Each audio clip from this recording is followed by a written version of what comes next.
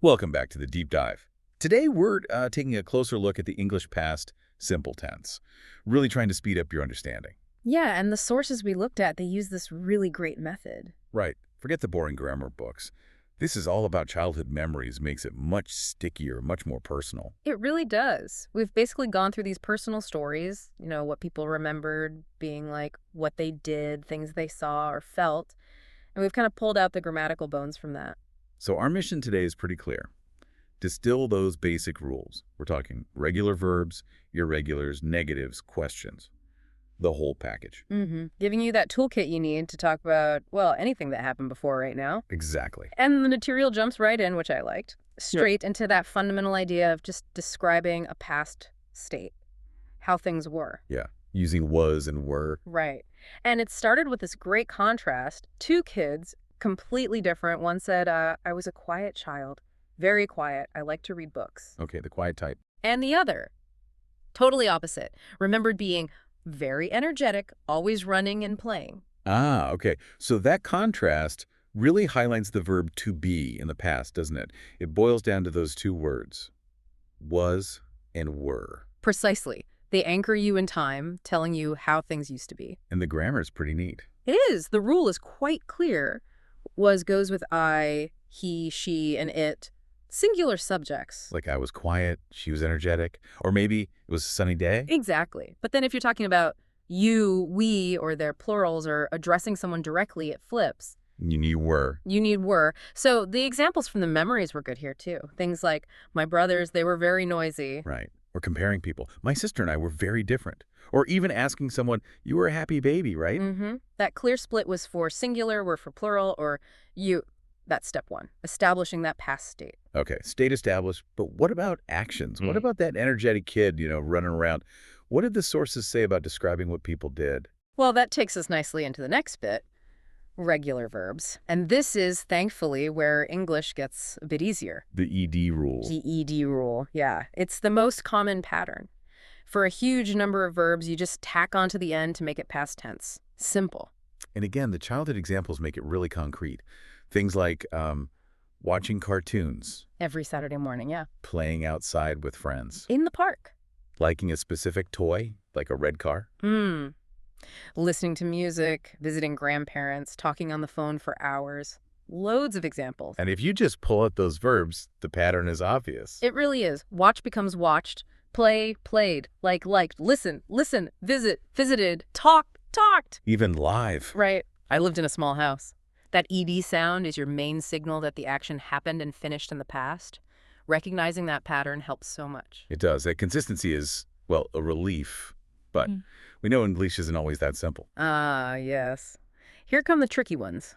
The irregular verbs. The ones that don't follow that nice ED rule, they change form completely sometimes. They do. And often these are the really common verbs we use all the time. Think of them less as exceptions and more as like survivors from older forms of English. Okay, survivors. I like that. Yeah, they were used so much they never got smoothed out into the ED pattern. They change inside, so you have to learn them. Let's use those memory examples again to make it less abstract. The sources mentioned food. Favorite pizza, eating fruit, drinking milk. Good place to start. Those everyday actions are often irregular. So let's break down the key ones from the material. First up, eating and drinking. Eat becomes a stroke. Like I ate apples or I ate sandwiches. Exactly. And drink becomes drank. I drank a lot of milk. See how the vowel sound changes? Yeah. Eat, ate, drink, drank. Okay, what about moving around or having things? Right. Go becomes went. That's a big one. Very different. My family and I went to the park. Or I went to school. And have becomes had. This one's nice and consistent, actually. Oh. Yeah. I had a cat. You had a dog. She had brown hair. We had fun. It's had for everyone. Okay, that's helpful. Now, what about doing things? Like homework. The example was, I did my homework on that desk. Perfect example. Do becomes did. And this one, did, is really interesting because it does double duty in the past simple. Right. This is where it gets confusing. Because did is the past of do, like I did my homework. But it's also that helper word we use for negatives and questions. Exactly. Context is everything. When it's the main verb, it means performed an action. I did it.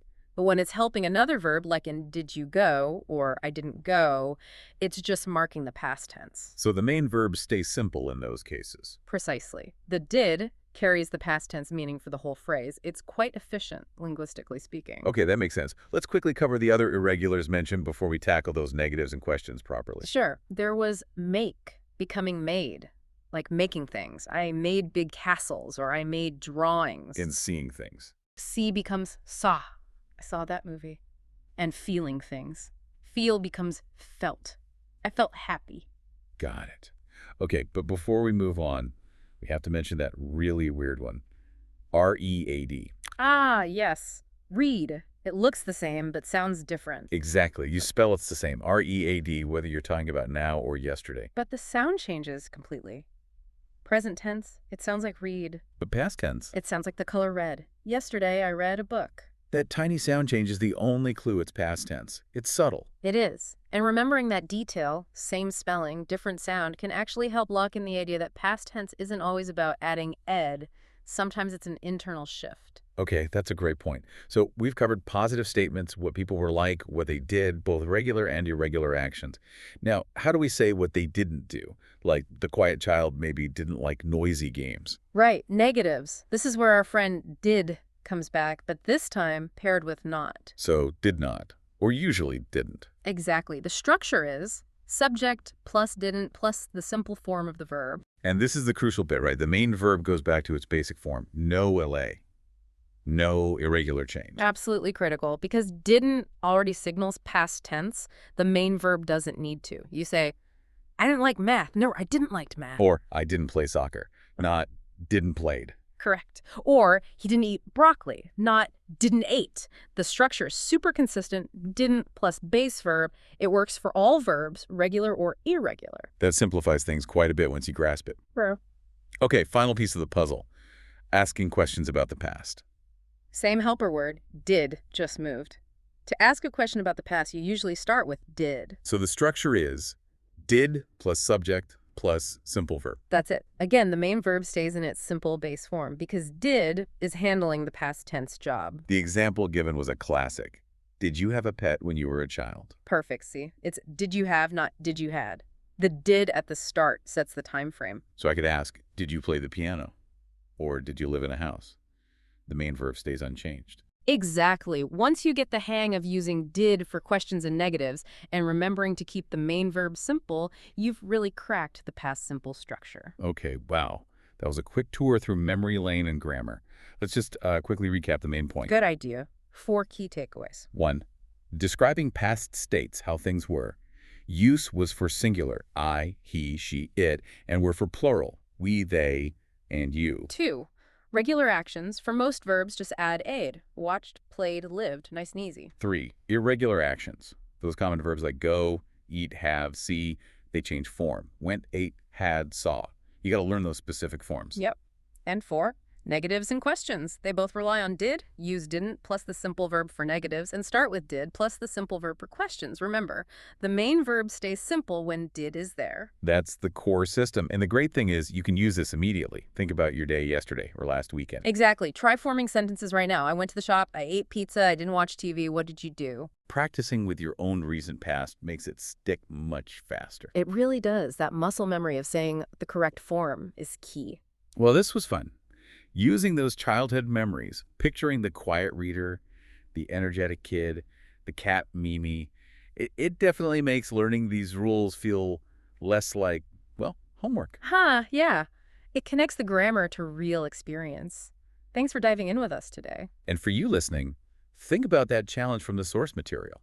Share a simple childhood memory using these forms. But take it a step further. Now that you have these tools, was, were, ed, when, ate, didn't, did, think about how much richer you can make that memory. How much more detail can you add using the correct past tense? And maybe consider which specific detail we talked about really clicked for you. Was it that pronunciation shift? Read becoming red. Sometimes focusing on one quirky detail like that sound change, is the very thing that helps the whole system fall into place. It becomes your anchor point. A great thought to end on. Keep practicing those forms. Keep talking about your past, and soon it'll feel completely natural. We hope this deep dive helps you master the past simple. We'll catch you on the next one.